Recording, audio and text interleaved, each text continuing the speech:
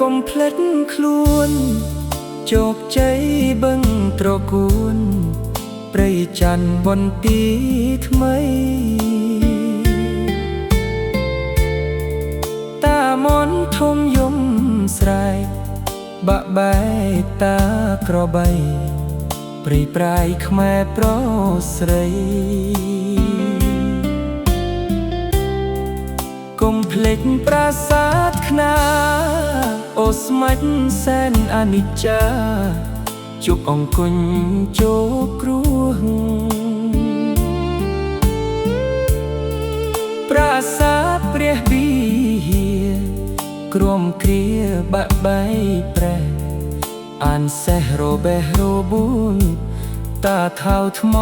ដូនរងគ្រោះភ្នំទ្របសោយសោកាភ្លុកដំរីថ្មដាបតែផ្ដាំថាកុំភ្លេច